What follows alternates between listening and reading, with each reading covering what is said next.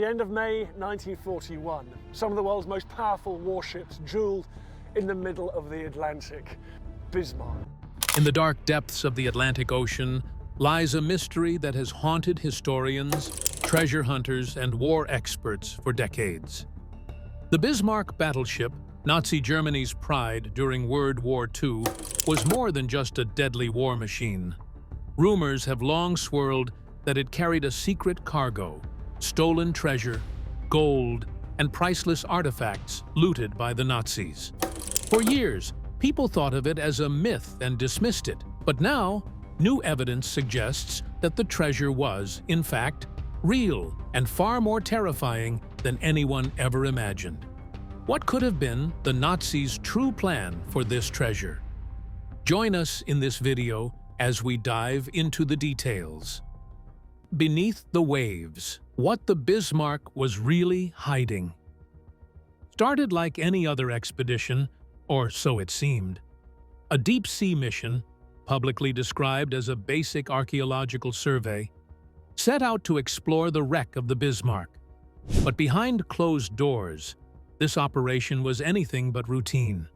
Funded by a group of European governments, the real goal was hidden beneath layers of official silence. According to leaked defense briefings, the divers had something very specific in mind: the lower decks of the Bismarck. They weren't diving blind. Armed with precision-cutting submersibles and high-tech drones, the team had detailed coordinates and a simple, chilling directive: get in. What they found shocked even the most skeptical officials. Sealed vaults, untouched for decades, were still bolted to the ship's forward hold. Inside, they discovered mountains of gold bars, ornate jewelry, and priceless religious artifacts stolen from across Nazi-occupied Europe. Some of the items were traced back to museums and private collections, long thought destroyed. One emerald-studded reliquary was believed to have been stolen from a monastery. Another find, a trove of ancient Roman coins, was linked to a missing collection from the Louvre.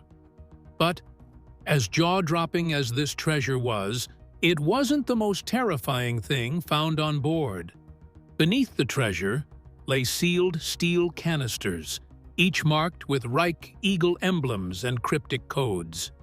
Inside were preserved documents, hundreds of pages of Nazi communications, secret maps, and even blueprints for weapons that were never used in the war.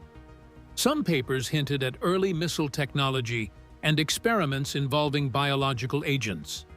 One file stood out. It was labeled Sud America 1945-1950. This was the turning point. That single label hinted at something far darker. Proof that top Nazi leaders were planning their escape to South America even before the war ended. The documents spoke of Argentina's safe houses, secret bank accounts, and shipping logs that matched with real escape routes used by war criminals through the infamous rat lines. Officials have not released the full list of recovered materials. Some of the crates were immediately flown to undisclosed locations across Europe and the US, while others are still undergoing forensic examination. One thing is certain: the Bismarck was never just a battleship. It was a floating fortress, a hidden vault, and maybe even the backup plan for a collapsing empire. And if this is what was hiding in just one wreck, you have to wonder, what else did the Nazis leave behind, scattered across the ocean floor? Keep watching to find out. When history spoke again, the shock waves of the 2025 discovery. For more than 80 years, the Bismarck was regarded as just another chapter in naval history, an ambitious but disastrous destroyer that exemplified Nazi overconfidence. But following the 2025 deep-sea mission, that perception has shifted dramatically. What was once a forgotten wreck on the bottom of the ocean has now become clear evidence of a larger Nazi plot, one that did not end with the fall of Berlin.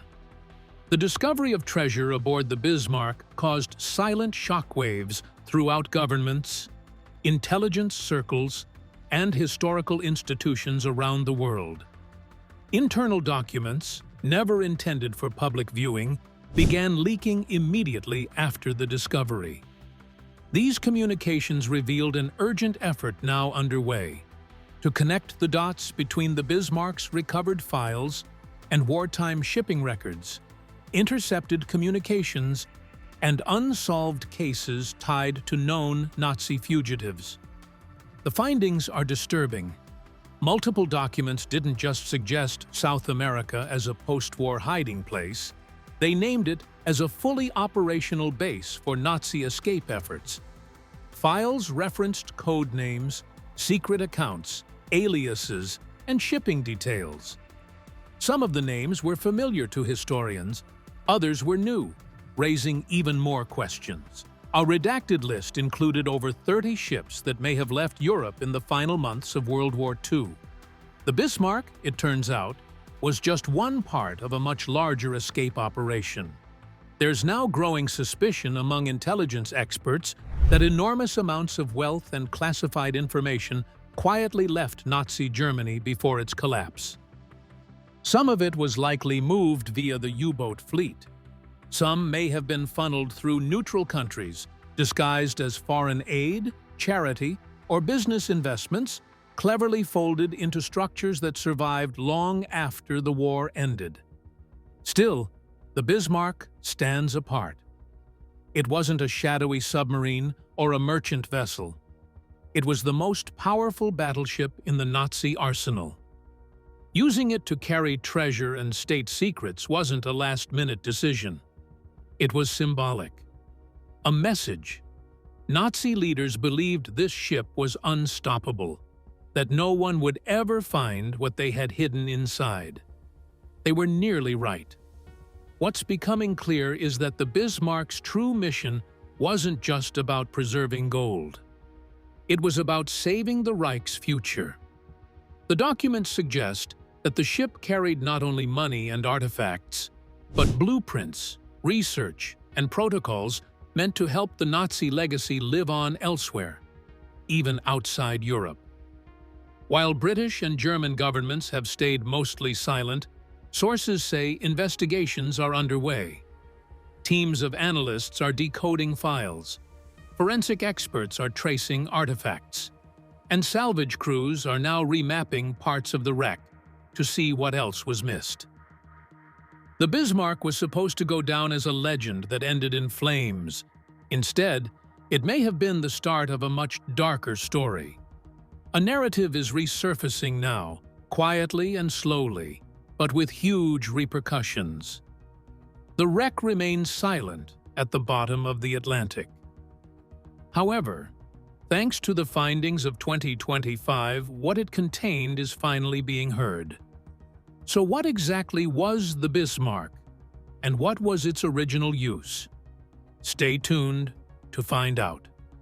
Bismarck, war machine or secret vault? In the shadows of 1930s Europe, as Hitler's grip on the continent tightened, Nazi Germany unveiled a maritime beast designed to haunt Allied waters, the battleship Bismarck. Commissioned in August 1940 and named after Otto von Bismarck, the founder of the German Empire, this vessel was a spectacle before it even touched the sea. The Bismarck, which stretched over 800 feet and weighed more than 50,000 tons fully loaded, was not only large, but also menacing. Its enormous 15-inch cannons could fire armor-piercing rounds for over 20 kilometers. Its armor belt, more than a foot thick, was practically impenetrable. Despite its size, it had a top speed of 30 knots, making it one of the fastest battleships in its class. To Hitler's navy, the Bismarck was more than a ship. It was a declaration. A steel behemoth designed to annihilate Allied convoys and cut off Britain's essential link to the world. The Atlantic, it said, was no longer safe. Officially, Bismarck was the centerpiece of a grand naval strategy, one that aimed to starve the British Isles into submission by targeting the convoys carrying oil, weapons, and supplies from across the globe. If the British artery could be severed, Hitler believed, the island would eventually collapse. But behind the bluster and battleship blueprints, something else stirred. From the very beginning, Bismarck's construction was wrapped in an unusual level of secrecy. Its plans were scattered between departments. Access to its specifications, routes, and missions was restricted even within the German military. The level of compartmentalization was abnormal, strategic, and intentional. And it wasn't long before quiet whispers started circulating in British intelligence, in diplomatic back channels, and even among German officers themselves. What if Bismarck wasn't just built for war? By the time it launched in May 1941, Nazi Germany was growing desperate. Their looted wealth, art, gold, and documents needed to be moved. It needed to disappear. And Bismarck, the most powerful ship in their fleet, might have been the perfect vessel to do just that. The ship's maiden voyage, its lone expedition, was distinguished by secrecy, haste, and an intensity unlike any other combat operation. It wasn't only about sinking enemy ships. It was about transporting something priceless, something irreplaceable. As Allied convoys braved the perilous Atlantic, unconscious of what lurked among them, Bismarck slashed through the waves like a phantom, and within its armored belly, it may have held more than firepower. It may have carried the future of a dying empire. Operation Rubicon was Germany's bold answer to a war slipping from its grasp. On May 18, 1941, the Bismarck slipped out of port in Gdynia, Poland, under the cover of darkness. The massive cruiser Prince Eugen was at its side, armed with surveillance equipment and cutting-edge radar technology. They formed a deadly duet, two keen blades crafted to sever the North Atlantic's critical arteries. Officially, their orders were simple: break into the Atlantic and disrupt Allied merchant lanes. But this wasn't a fleet action. It wasn't an invasion force. It was a surgical strike. 2 ships, no supply support, no heavy escort. The gamble relied on speed, shock, and silence. Get in. Shatter the enemy's lifeline. Get out. German intelligence believed they had found a gap in Britain's defenses. If the Bismarck and Prince Eugen could slip undetected through the Denmark Strait, between Greenland and Iceland, they could vanish into the Atlantic expanse, operating freely against unprotected supply convoys. But the British weren't blind. Naval intercepts hinted at a major operation. Allied spotters noticed increased traffic near Norway and sudden shifts in Baltic naval activity. Churchill's war cabinet braced for impact. Carriers were repositioned. Warships moved to intercept. Tension crept through every command post across the North Atlantic. The Bismarck hadn't yet fired a shot, but its shadow alone sparked a full mobilization. Yet behind all the tactical preparation and naval maneuvers, there was something else.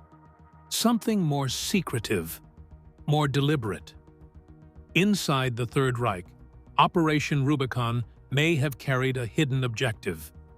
Only the highest levels of leadership were aware of all the specifics. Bismarck's sections were restricted, including its own crew. Verbal directives replaced written records. Cargo manifests were strangely imprecise, with obvious discrepancies that prompted suspicions among intelligence agents. Why was Germany's most formidable battleship loaded with fewer munitions than expected? Why commit such a massive weapon to an unsupported mission? The official story never quite added up. Years later, the puzzle pieces began to surface. Declassified documents, survivor testimonies, salvage logs, and most damning of all, the wreck itself.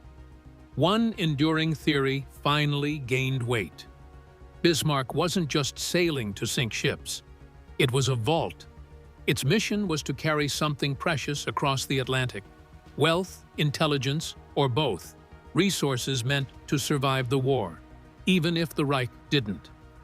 The discovery in 2025 confirmed that theory. And what the Bismarck truly carried was more terrifying than treasure. It was a blueprint for survival, a post-war escape plan, coded in documents and sealed in steel. A mission not just to destroy the enemy, but to outlive defeat. But what happens when the predator suddenly becomes the prey? Let's find out. The hunter becomes the hunted. On May 24, 1941, the icy waters of the Denmark Strait lay unnervingly still. British patrols had scanned this frozen corridor for days, knowing something deadly lurked beyond the fog.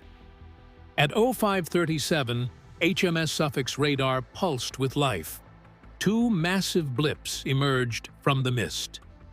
Bismarck and Prince Eugen. The game of shadows had ended. The hunt was over. The enemy had been found. Immediately, the Royal Navy responded. HMS Hood, the pride of Britain's fleet, and the newly commissioned HMS Prince of Wales received their orders: intercept and engage. There was no time for hesitation and no turning back. Hood was a battle cruiser with a storied past, swift and menacing, but aging. Her design sacrificed armor for speed, a vulnerability the crew knew too well. In contrast, Bismarck was a war machine built for total destruction, sleek, modern, and deadly. At 0552, the silence was shattered. From 15 miles apart, both sides opened fire. The British targeted the lead vessel, mistaking Prince Eugen for Bismarck. That miscalculation would prove fatal. The Germans responded with calculated violence. Shells tore through the air. The sea erupted around the British ships as explosions missed by inches. On Prince of Wales, trouble began almost immediately. Her main turrets jammed, limiting her firepower by half. She was barely out of trials, ill-prepared for the storm she'd sailed into. Then, at precisely 600, catastrophe. A shell from Bismarck struck Hood, plunging through her weak deck armor and slamming into the aft magazine. The explosion was apocalyptic. Ammunition ignited. Steel twisted. Fire engulfed the sky. In less than 3 minutes, the mighty Hood was gone, split in two and swallowed by the sea.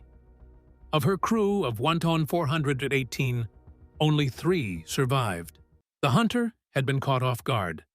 Now, Bismarck, flushed with triumph, would make a fateful choice: escape or fight again.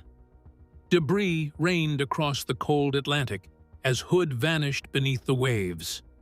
Of her 1,119 crew, only 3 were pulled from the wreckage, shell-shocked, oil-soaked survivors of an unthinkable blow. In under 9 minutes, Britain's pride had been destroyed.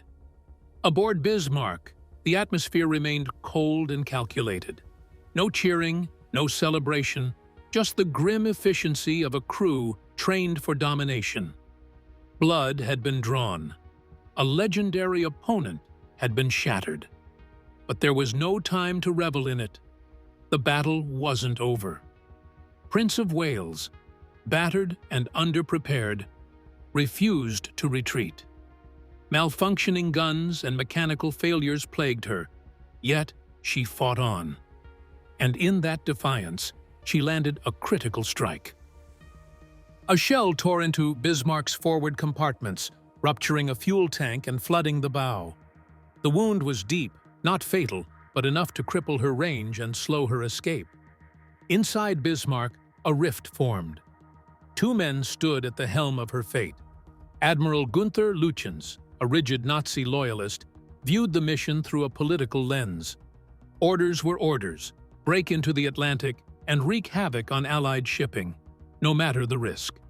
Captain Ernst Lindemann, however, saw reality. The ship was damaged. Her forward radar was blinded. Her top speed has been reduced. She was bleeding oil. And worst of all, she was now prey. After tense deliberation, the course was set. Bismarck would break off from Prince Eugen, leaving the cruiser to carry out the commerce-raiding objective alone. Bismarck herself would turn south, limping toward the safety of the dry docks in Saint-Nazaire, France. That choice sealed her fate. Now alone, wounded and leaking, Bismarck had become the hunted, trailing oil slicks across enemy waters with the entire British fleet in pursuit. Back in London, word of Hood's destruction sent shockwaves through the Admiralty. Prime Minister Winston Churchill was livid. The loss wasn't just strategic, it was deeply symbolic. The Royal Navy's most beloved ship, reduced to memories and wreckage. A reckoning was coming, and the Royal Navy was prepared to pay any price for revenge. The enemy had drawn blood in full daylight. There would be no pause, no mercy. Churchill's response was swift and uncompromising. He issued one of the most urgent wartime orders of his premiership: sink the Bismarck. But aboard the Bismarck, something strange was happening, something that's haunted naval historians ever since. On the surface, the decision to make for France made sense. The ship was damaged. Repairs were essential. But the route back was perilous. British warships were already repositioning to intercept. Submarines and aircraft stalked the North Atlantic. Taking the shortest path to Saint-Nazaire meant cutting through waters crawling with enemy forces. Odd details began to emerge. Reports from German naval records noted that Bismarck had carried less fuel than expected for such a major operation. Odd, considering the mission was meant to last weeks. Even more curious was the ammunition load. Partially stocked, not at full battle readiness. Then came the most disturbing clue. Post-war investigations revealed that certain lower deck compartments, particularly in the forward sections, had been sealed off during the mission. Not just secured, sealed, and not even senior officers were granted access. Secrecy on a warship isn't unusual, but this was different. Even within the Kriegsmarine, whispers circulated. Combined with the sudden split from Prince Eugen and the desperate rush to occupied France, one chilling question surfaced. Was Bismarck carrying something it couldn't allow the Allies to find? Because this detour wasn't just about patching hulls or refueling. It was about preservation. It was about control. Bismarck had to escape. She had to reach the coast. But the Royal Navy had no intention of letting her. Destroyers, cruisers, aircraft carriers, every available unit was mobilizing. They didn't yet know what secrets Bismarck held, but they knew one thing: she had to be stopped. And so, the chase intensified, not just to avenge Hood, but to prevent something far more dangerous from reaching the shores of Nazi-occupied Europe. Something unspoken, something urgent, something buried deep within Bismarck's steel belly.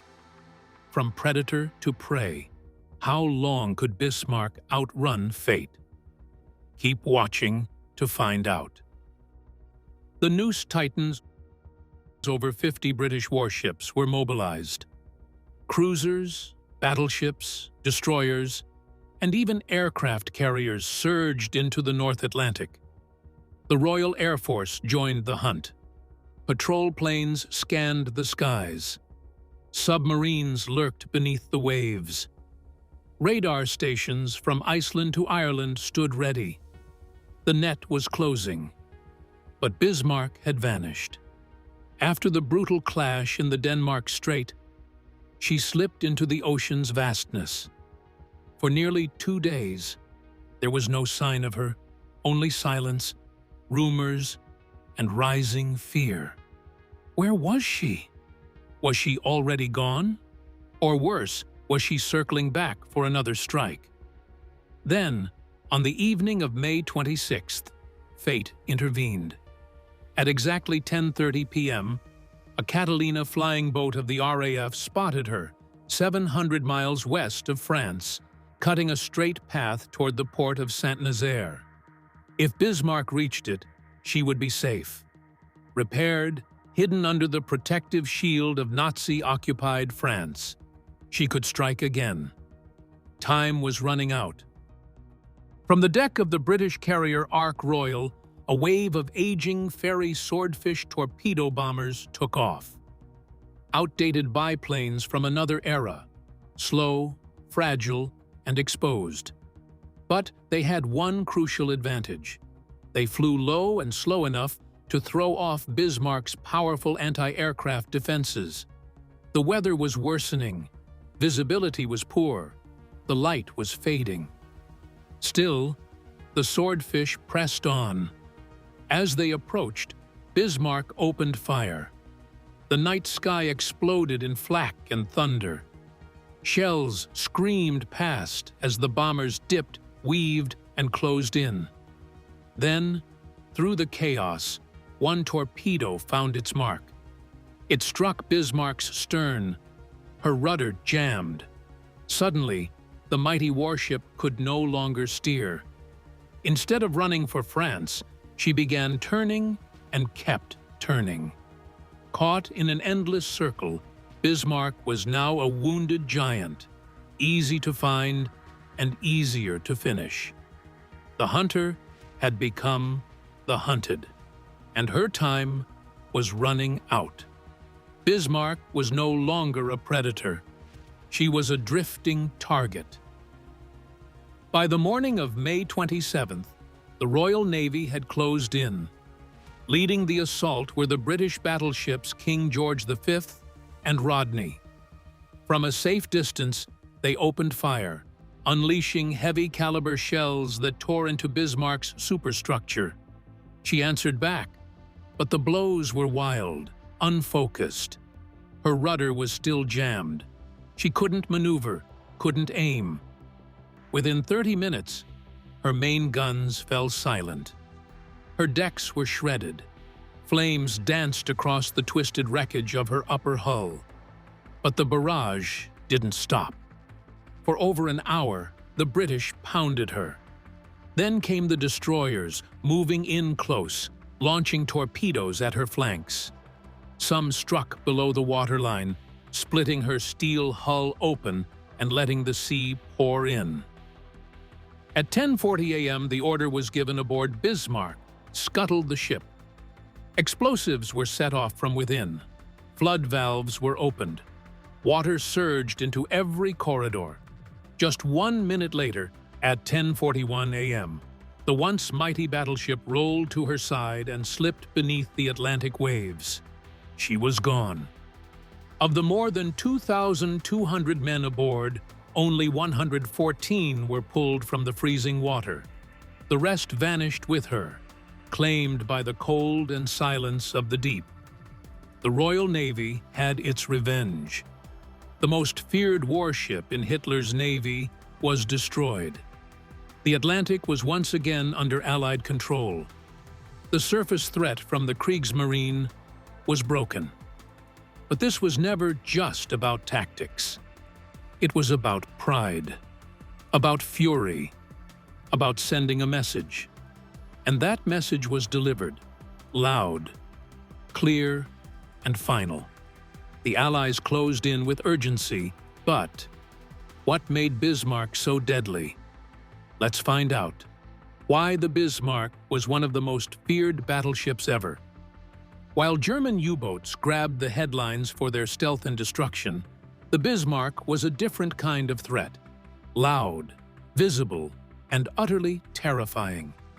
As one of the largest battleships ever built by a European power, it was a floating fortress armed with 8 massive 15-inch guns, heavy armor, and state-of-the-art radar technology for its time. From the moment it was launched, Allied forces saw the Bismarck as a major danger to supply routes and naval control in the Atlantic. Its mere presence could disrupt shipping lanes and tilt the balance of sea power. And with a bold swastika painted across its deck, the message was clear. the Bismarck wasn't just a ship. It was a symbol of Nazi strength. The threat was so real, it even inspired American country star Johnny Horton to release the hit song Sink the Bismarck in 1960. But long before the music, the mission was clear. This beast had to be stopped. Its reign ended in flames. But what other truth was omitted about the Bismarck's wreck? Stay tuned to find out. Steel, Fire, and Silence, the untold story of Bismarck's wreck. The wreck of Bismarck was discovered on 8 June 1989 by Robert Ballard, the oceanographer responsible for finding RMS Titanic. Bismarck was found to be resting on her keel at a depth of approximately 4,791 meters, 15,119 feet, about 650 kilometers, 400 miles, west of Brest. The ship had struck an extinct underwater volcano, rising roughly 1,000 meters, 3,300 feet, above the abyssal plain. The impact triggered a massive underwater landslide, nearly 2 kilometers long, dragging the wreck down the slope until it finally came to rest, crumpled but upright, 2/3 of the way down. Ballard kept the exact coordinates of the wreck a secret. He feared looters, those eager to retrieve wartime relics, would descend on the site. To him, the Bismarck was more than steel and firepower. It was a tomb. The survey uncovered startling details. No underwater penetrations were found in the ship's heavily armored citadel, suggesting that British torpedoes and shells had not broken through below the waterline. 8 holes were found in total, 1 on the starboard side, 7 on the port, all above the waterline. One hole, oddly positioned on the deck near the starboard bow, bore marks consistent with a shell hitting from the Bismarck's own port side. The impact had swallowed the anchor chain into the hull. 6 of the remaining holes were concentrated amidships. 3 shell fragments punched through the upper splinter belt, while another struck the main armor belt itself. Further aft, a gaping wound lay parallel to the aircraft catapult on the deck. Curiously, this damage showed no evidence of side penetration, suggesting the shell had torn through only the deck, not the vertical armor.